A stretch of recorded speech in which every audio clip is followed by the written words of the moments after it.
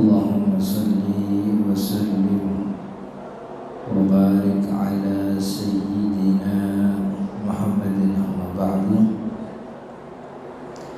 Para jemaah Bapak-Ibu yang dirahmati Allah, alhamdulillah kita bersyukur siang hari ini kita diberi nikmat oleh Allah sehingga bisa berkumpul, bisa bersilaturahmi, sekaligus juga bisa menunaikan salah satu kewajiban kita, yaitu salat zuhur secara berjamaah, kemudian dilanjut dengan ta'lim, mempelajari ilmu agama.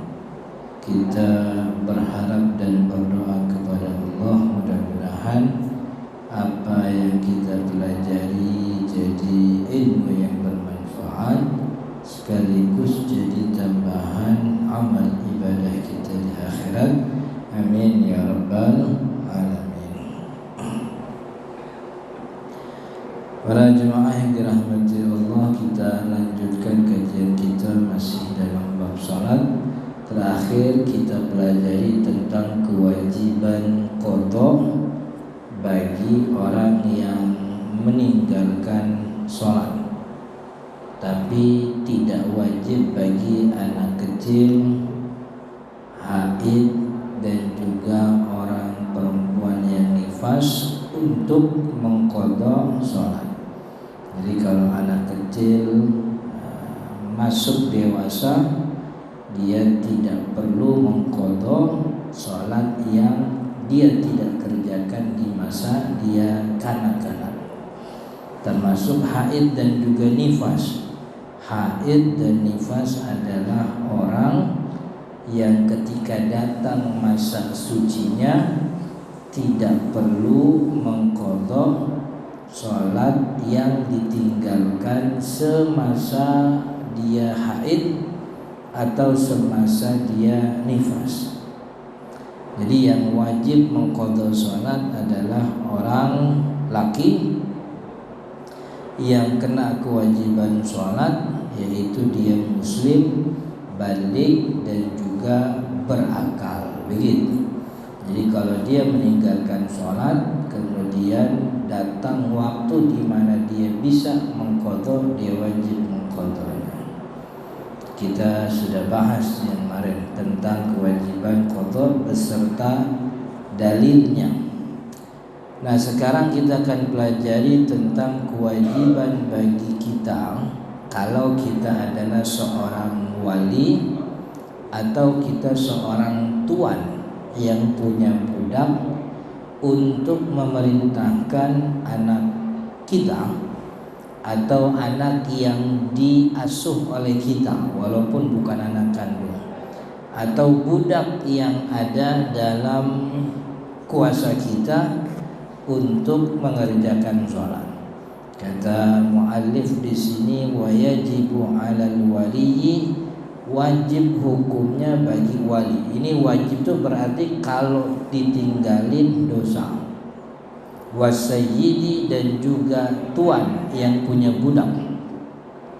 Jadi wali bisa jadi orang tuanya, wali bisa jadi abangnya, wali bisa jadi pamannya, wali bisa jadi sepupunya, gitu. Jadi sepupu itu juga wali.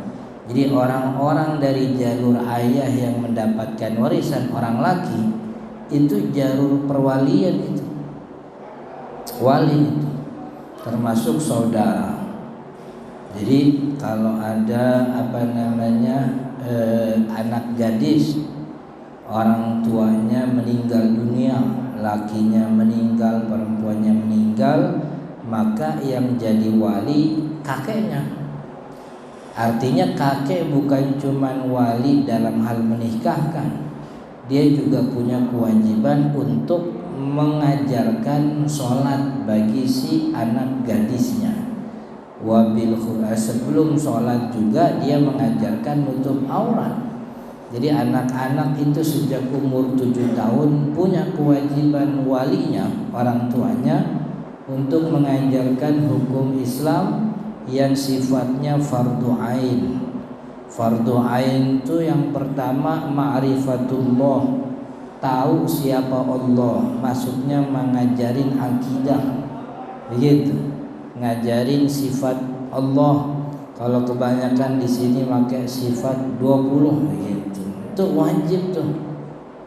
Kemudian ngajarin sholat, sebelum sholat diajarin wudhu, karena wudhu syarat sahnya sholat. Sebelum wudhu juga diajarin nutup aurat, bagi si wali, bagi anak gadis nutup aurat wajib. Apalagi kita suami, itu punya kewajiban tuh. Jadi kita punya istri walaupun tidak pakai kerudung, artinya masih belum berhijab, kita punya kewajiban tetap beliin baju yang nutup aurat, gitu. Ini 2 tahun nikah, sepanjang itu beliin baju yang biasa dia pakai, kagak nutupin aurat, itu kita belum beres kewajiban kita ngasih nafkah. Jadi nafkah yang utama itu sandang, pangan, papan. Itu yang namanya sandang tuh harus yang nutup aurat. Bini saya nggak pakai kerudung, kagak ada urusan. Kewajiban kita di hadapan Allah bahwa kita wajib nyediain pakaian yang nutup aurat buat istri kita. Istri kita belum pakai, urusan dia, kan begitu. Tapi kita punya kewajiban dan ngajarin. Wajib bagi seorang wali dan juga tuan, apa kewajibannya? Amrus sabiyyi al-mumayyizi biha, yaitu memerintahkan. Jadi merintahin tuh wajib. Jadi merintahin tuh bukan bukan cuman istilahnya, bukan anjuran, tapi hukumnya wajib.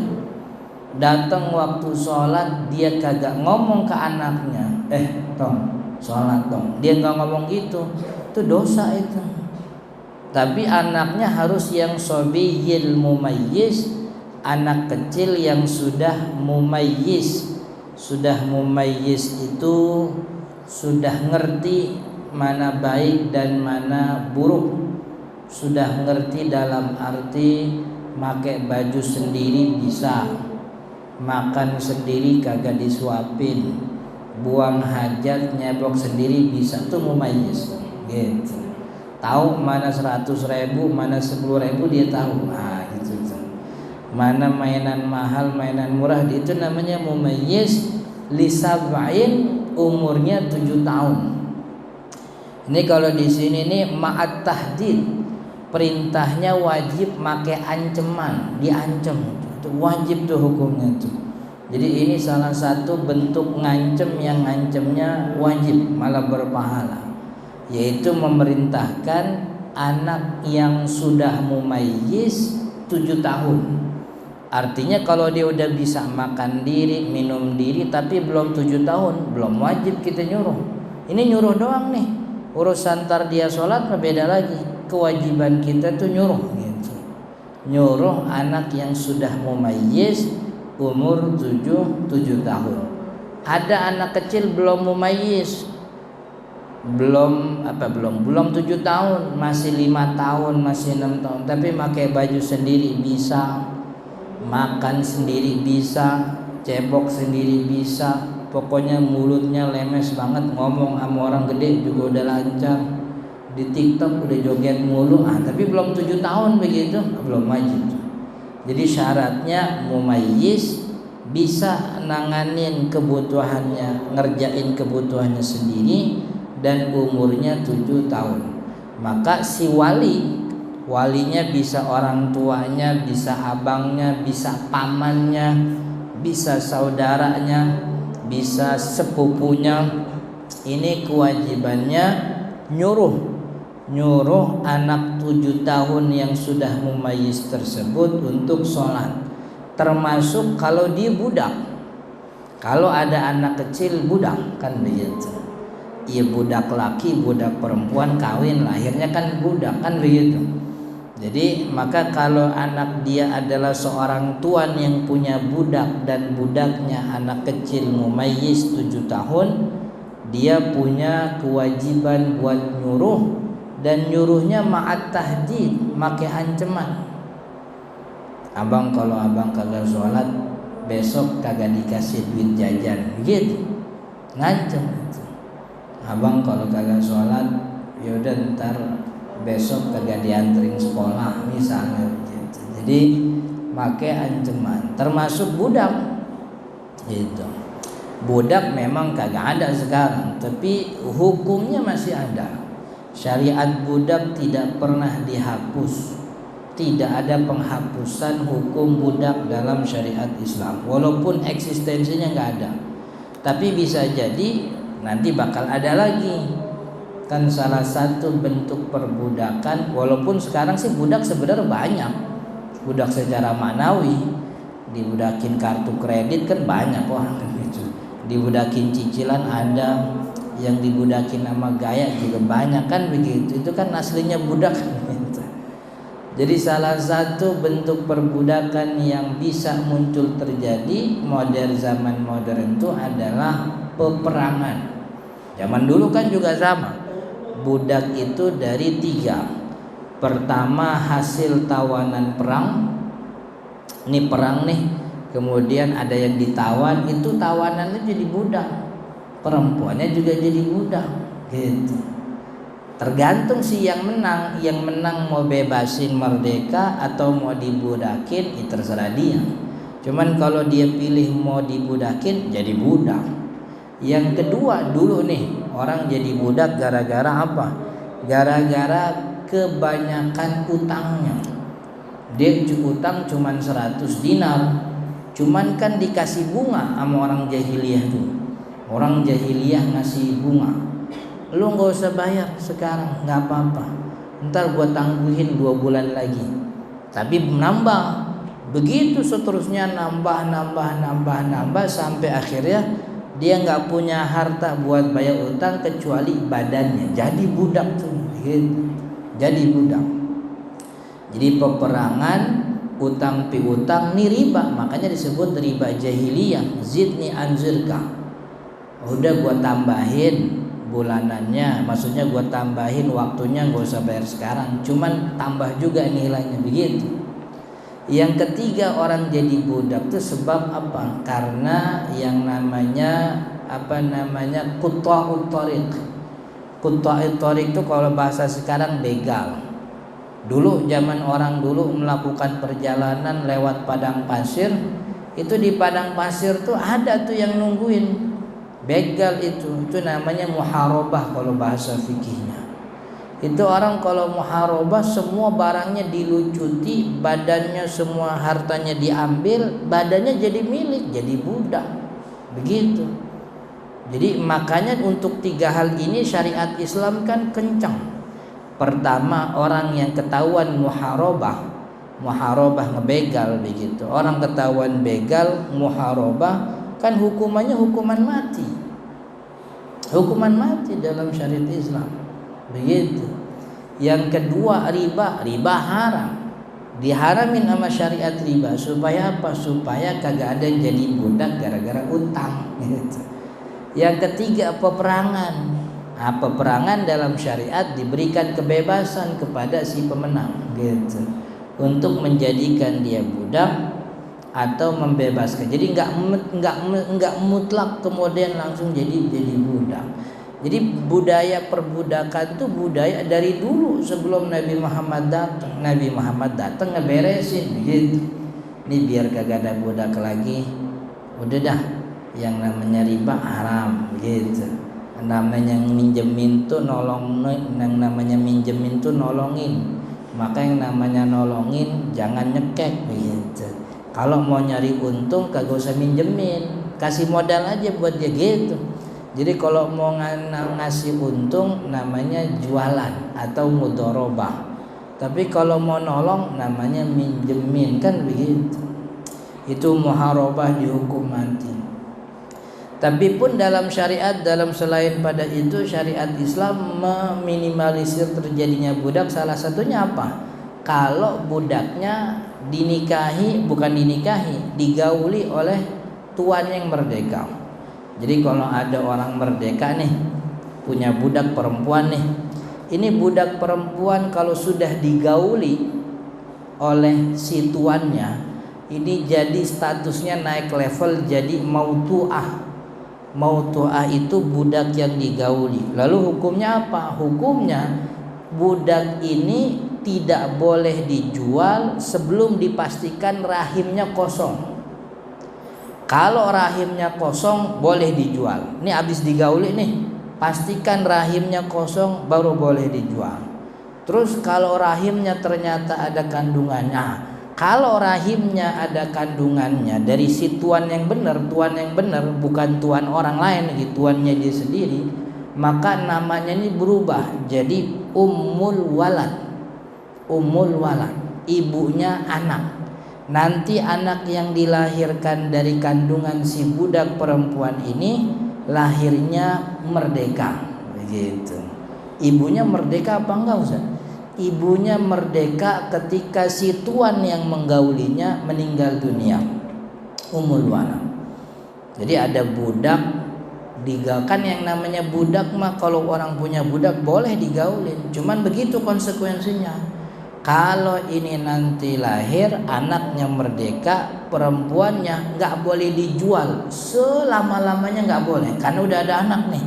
Karena nggak boleh misahin, ambil anaknya doang, ibunya nggak boleh. Jadi kalau mau dijual, jual dua-duanya, kan nggak bisa. Anaknya merdeka, nggak bisa dijual. Oh berarti ibunya nggak bakal bisa dijual selamanya, dia bakal merdeka. Kapan merdekanya? Ketika si tuannya meninggal dunia, begitu.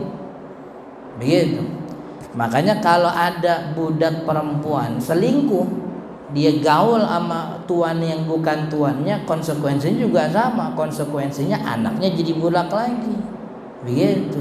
Suruh siapa selingkuh, gitu. Jadi itu jadi bukan cuman soal bukan cuman soal boleh digauli, tapi menggauli budak ada konsekuensinya, begitu. Termasuk juga syariat Islam tuh ngasih jalan supaya orang bisa memerdekakan budaknya. Banyak, salah satu contohnya ada yang namanya budak mudabbar. Budak mudabbar tuh budak yang dijanjiin sama tuannya jadi merdeka tanpa sepeser pun, cuman nungguin dia meninggal dunia, gitu. Jadi itu jadi hadiah, jadi sedekah dia setelah meninggal. Ntar kalau gua meninggal lu jadi merdeka. Itu dipegang tuh janji. Itu namanya budak mudabbar. Ada juga budak yang mukatab dalam syariat. Budak mukatab tuh budak yang diberi keleluangan oleh tuannya untuk nyicil duit bayaran untuk bebasin dirinya. Jadi tuannya ngomong, gua mau bebasin lu, nilainya 1000 dinar. Lu cicil, per bulan lu bayar 10 dinar, gitu misalnya. Jadi setiap 10 dinar yang dia bayar itu dikasih tuan berkurang tuh. Artinya kalau nilainya 1000 dinar, dia udah bayar 500 dinar, berarti kan setengahnya merdeka, setengahnya budak. Gitu. Ada tuh orang yang setengahnya merdeka, setengahnya budak. Syariat Islam itu begitu. Untuk agar supaya yang namanya budak ini lama-lama habis, gitu. Jadi bukan syariat Islam yang ini, justru syariat Islam begitu mengakomodasi budaya yang jelek, diminimalisir. Ini budaya jelek nih, maka diminimalisir. Apa itu? Muharabah, haram, hukumannya hukuman mati, itu begitu. Kemudian ada riba haram, begitu.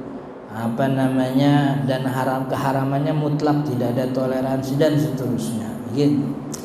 Wajib bagi seorang wali dan juga tuan untuk memerintahkan anak kecil yang mumayyiz untuk sholat ketika umur 7 tahun. Jadi wajib tuh ngomong setiap datang waktu sholat sholat gitu. Itu timbang nyuruh, itu sebagai bentuk pengguguran kewajiban. Kalau kagak ada kalimat perintah begitu, itu nggak boleh. Kalau kelewat tuh Ustaz, kita lagi kerja nih dari jam 8 sampai jam 5 begitu. Kita kan nggak bisa nyuruh. Kita mesen sama istri juga lagi kerja juga misalnya. Maka ketika pulang nyampe rumah tanyain, abang udah sholat belum tadi zuhur? Belum. Asar sholat belum? Belum. Ya udah sekarang diqadha. Tuh. Jadi walau qadaan wajib diperintah walaupun udah lewat waktunya. Ini kita punya kewajiban. Jadi dari umur 7 tahun begitu. Maka dengan kewajiban perintah ini secara tidak langsung syariat juga nyuruh kepada kita untuk ngajarin anak kita sholat sebelum 7 tahun. Karena 7 tahun udah disuruh, sebelum 7 tahunnya diajarin. 7 tahun disuruh begitu. Sebelum 7 tahun diajarin. Gimana ngajarinnya? Ya kita sholat depan dia, atau kita ajak dia ke masjid, kita ajak dia ke mushola. Anak perempuan juga gitu. Anak perempuan tuh mau pakai kerudung kalau dia ngelihat emaknya nyontohin pakai kerudung.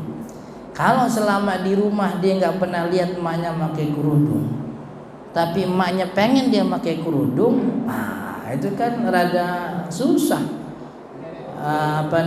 Kata syair gimana? Tarjun najata walam tasluk masalikaha fa inna safinata la yajri 'alal yabas. Pengen kamu kesuksesan tapi enggak ngejalanin caranya, maka ketahuilah perahu itu tidak berjalan di atas tanah, kan begitu. Kalau pengen anak tahu tentang kewajiban sholat, contohin kewajiban sholat. Gimana caranya sholat? Kalau pengen anak kita pakai kerudung, contohin bagaimana anak pakai kerudung. Gitu. Kita pengen banget anak kita jadi soleh, kitanya juga pernah soleh-soleh. Namain anaknya juga udah mantep banget pokoknya. Tahu artinya apa tuh? Gitu. Katanya maknanya baik kan begitu. Ngasih anak nama yang bagus juga mesti dicontohin perilaku yang baik. Jadi wajib tuh kita wajib merintahin. Wajib memerintahkan ketika dia umur 7 tahun. Cuman 7 tahunnya udah mumayyiz. Jadi tadi mumayyiz itu udah ngerti makan sendiri, minum sendiri, pakai baju sendiri, cebok sendiri begitu. Kalau udah mumayyiz tapi belum 7 tahun, belum wajib. Artinya kalau dia kagak waktu sholat dia kagak kita suruh, kita kagak dosa gitu. Yang dosa tuh kalau udah mumayyiz dan 7 tuh syaratnya 2. Atau udah 7 tahun, cuman dia belum mumayyiz. Kan ada tuh anak yang istilahnya rada telat. Maka syarat kewajibannya 2, 7 tahun dan mumayyiz. Wajib darbuhu 'alaiha li ashrin, dan wajib. Nah, ini hukumannya wajib nih. Wajib kita pukul anak tersebut kalau dia ninggalin sholat li ashrin ketika umur 10 tahun. Begitu. Dan kewajiban ini kewajiban ya wajib hukumnya. Jadi mukulnya wajib tuh mukul anak yang kagak sholat ketika umur 7 tahun. Tapi mukulnya dorban ta'dib. Mukulnya adalah mukul yang ngedidik begitu. Bukan dorban tajrihin wa ta'adzi, bukan mukul yang nyakitin atau mukul yang membuat luka begitu. Ya kasih pakai rotan di pantat tuh kan ya sakit, emang juga sakit. Cuman kan tidak memperlama luka yang ada. Kemudian mukulnya di bagian lengan kanan, lengan kiri itu kan juga sama. Jadi dipukul yang pukulannya bukan bukan menyakiti, tapi mendidik. Nabi Muhammad SAW kalau beliau nyontohin mukul, yang dicontohin kan istri. Karena anak-anaknya Nabi meninggal dunia sejak mereka kecil. Jadi ketika mereka umur 7 tahun, Nabi Muhammad nggak ngerasain anak-anaknya 7 tahun karena masih pada kecil. Yang kita dapat bagaimana Nabi Muhammad nyontohin mukul orang yang ditanggungnya adalah mukul istrinya. Nabi Muhammad nyontohin beberapa waktu memukul istrinya sebagai bentuk pengajaran, tapi mukulnya pakai apa? Pakai kayu siwak. Ya, pakai kayu siwak maka emang kagak sakit gitu. Maksud Nabi Muhammad itu sebenarnya bukan mukul. Maksud Nabi Muhammad tuh kalau jadi laki, jadi orang tua, jadi ayah kudu punya wibawa, begitu maksudnya. Laki kalau punya wibawa kagak usah mukul, melotot aja anak takut, begitu. Nah, ini ya. Laki kalau punya wibawa tinggal bedehem aja istri ngerti, begitu. Oh, kan gitu. Makanya diajarin mukul make siwak, itu mah mukul yang kagak ada rasanya. Emang maksudnya bukan mukul, maksudnya tuh kalau jadi laki wibawa dong, punya kuasa, begitu, supaya istri kagak bakal ngeloncong. Kalaupun istri ngeloncong itu sebab karena kita nggak punya wibawa. Kenapa kita nggak punya wibawa? Kita nyuruh sesuatu yang kita sendiri kagak ngerjain, gitu kan ya. Anak dengar, tong sholat tong, anak ngetawa gitu, nggak bapak mau sholat, bapak aja masih nongkrong, kan begitu. Istrinya dibilangin, deh kalau keluar rumah tuh pakai kerudung, gitu. Abang malu jadi suami, abang nyuruh orang abang keluar aja pakai kolor doang, kan begitu. Ya kan gimana wibawanya? Ya udah kalau gitu pukul, iya pukul yang dicontohin sama Nabi tuh pakai kayu siwak. Itu Nabi Muhammad kagak pengen kita mukul istri, kagak. Maksudnya kita tuh disuruh oleh Nabi Muhammad jadi suami punya wibawa. Gimana punya wibawa? Omongan sama kelakuan sama, begitu. Lu ngomong jadi orang soleh, subuh telat mulu kan gitu. Ini ya, subuh telat, ngomong bersedekah sama istri pelit banget gitu. Jadi harus punya wibawa. Anak juga sama. Kita ini kan kagak pengen mukul anak. Lalu bagaimana nih biar anak nurut sama kita? Biar anak mau nurutin perintah sholat kita. Jadi orang tua tuh yang wibawa, begitu. Kalau anak disuruh berhenti main HP, jangan sambil main HP bilangin lagi main HP gitu. Anaknya suruh belajar, udah deh belajar deh, HP-nya berhenti. Tapi sambil ngetik melalui WhatsApp kan, kan PA begitu. Kan ya, bagaimana anak melihat punya wibawa, begitu. Jadi ini Nabi Muhammad SAW, kata Nabi Muhammad, muruhu auladakum bis-shalah, perintahkan anak-anak kalian untuk melakukan salat, wa hum abna'u sab'in, ketika mereka umur 7 tahun. Wadribuhum, dan pukullah mereka alaiha, sebab mereka meninggalkan salat, wahum abna'u ashrin, dan mereka ketika itu umur 10 tahun. Wa farriqu bainahum fil madaji, dan pisahkan mereka di tempat tidur ketika, jadi maksudnya 10 tahun udah jangan tidur bareng emak bapak lagi, begitu. Anak-anak 7 tahun suruh mereka sholat, 10 tahun pukul kalau nggak sholat. Sekaligus umur 10 tahun itu dipisahin tempat tidurnya, jangan tidur bareng sama orang tua. Jadi hadis ini ngajarin kita misahin, sekaligus ngajarin supaya nyari duit yang banyak supaya biar bisa bikin kamar sendiri buat bocah gitu. Kalau cuma nyuruh doang nggak punya duit kan repot juga kan begitu. Jadi mudah-mudahan kita punya rezekinya buat menunaikan kewajiban. Apa kewajibannya? Bikin kamar khusus buat anak sendiri. Apalagi kalau dia perawan, wah 10 tahun udah kudu tuh dibikinin kamar.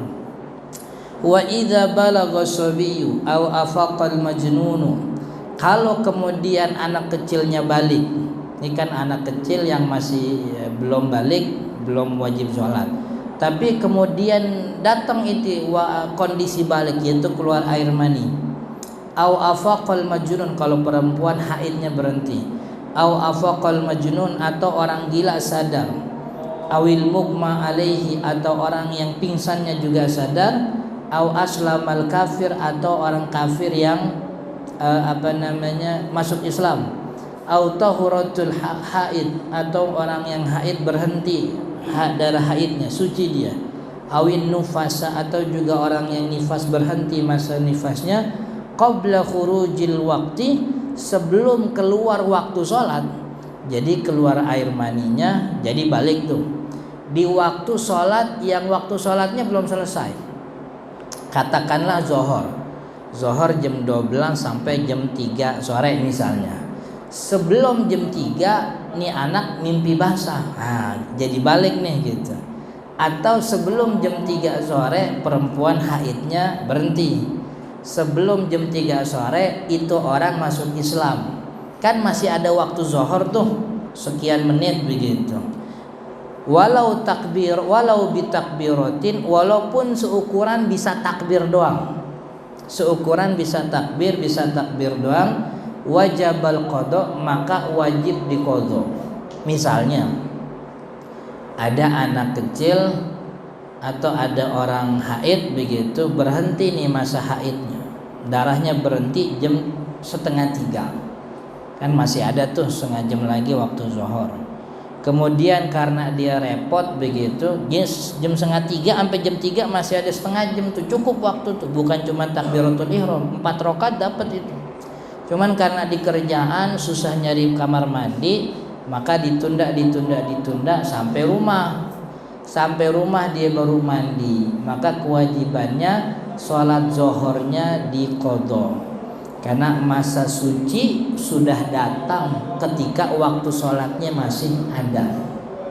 Anak kecil mimpi basahnya tidur siang, bangun jam 2:30 dia mimpi basah, dia bingung. Gue mimpi basah, kenapa nih pada basah?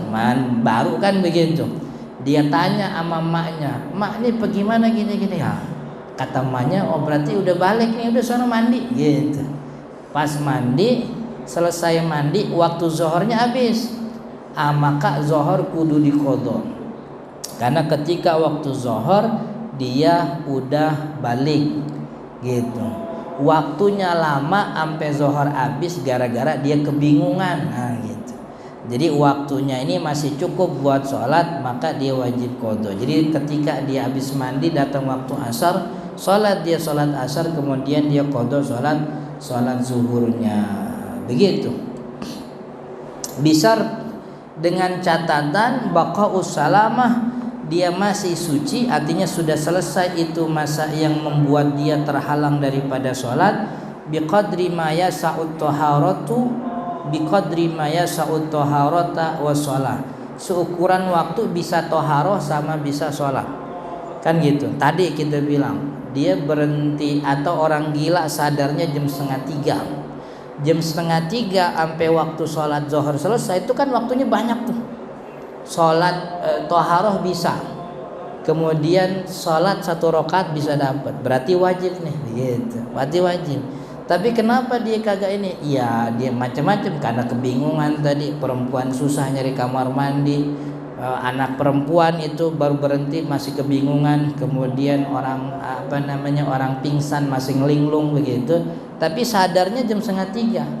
Di itu waktu yang masih cukup untuk toharoh, dia mandi atau dia wudhu, dan juga cukup untuk sholat, maka dia wajib itu sholat.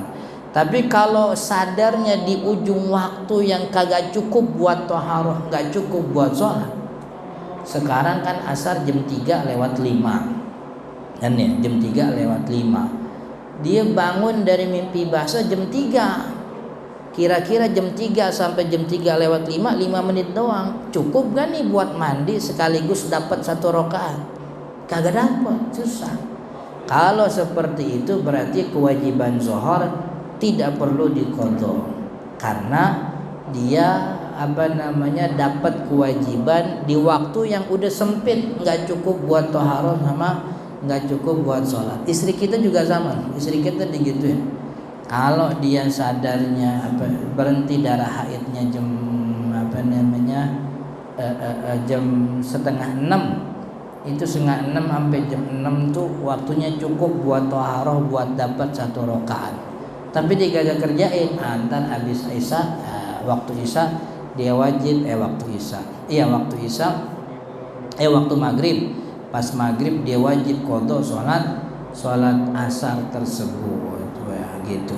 Wa yajibu aidan, begitu, dan wajib juga qada'u ma qablaha in jumi'at ma'aha, wajib mengqadha sholat sebelumnya kalau dia adalah pasangan jama'. Pasangan jama' itu zuhur asar maghrib isya gitu. Johor, asar, maghrib, isya. Ini orang berhenti darahnya atau sadar dari pingsannya atau keluar air maninya jam setengah 6 sore waktu asar tuh. Jam setengah 6 sampai jam 6 waktu maghrib. Itu masih ada waktu yang cukup, bisa buat taharah, bisa buat sholat. Maka yang wajib dikerjakan bukan cuma sholat asarnya, tapi juga sholat zohornya. Kenapa sholat asar sama sholat zohornya juga wajib? Karena asar sama zohor adalah waktu yang biasa sholat itu dijama'. Dan jama' ini adalah sholat bagi orang yang punya uzur. Dan mereka adalah orang yang punya uzur. Maka karena mereka termasuk orang yang punya uzur, maka kewajiban kodonya kodo sholat zuhur sama sholat asar. Tapi kalau dalam kitab Kifayatul Akhyar, qada salat zuhurnya ini bukan kewajiban, tapi anjuran, sunnah. Yang wajib mah yang dia suci di waktu itu. Dia sucinya di waktu asar dia wajib. Zuhurnya dianjurkan gitu. Kenapa dianjurkan? Karena zuhur sama asar pasangan jamak bagi orang yang punya uzur, dan dia adalah orang yang punya uzur, maka dianjurkan. Hukumnya dianjurkan, bukan kewajiban. Yang wajib mah sholat di waktu dia suci. Sholat di waktu dia memang wajib.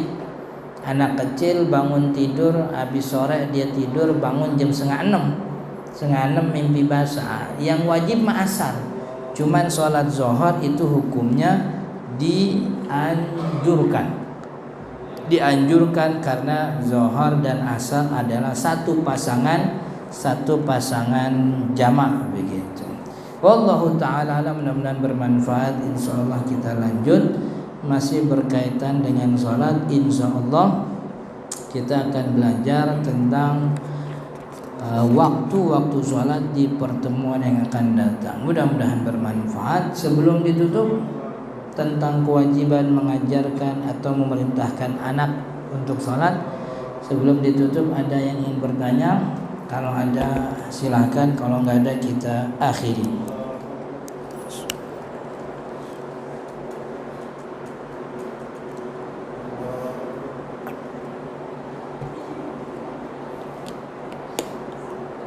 Kita tutup dengan kafaratul majlis. Subhanakallahumma wa bihamdika asyhadu an la ilaha illa anta astaghfiruka wa atubu ilaik. Assalamualaikum warahmatullahi wabarakatuh.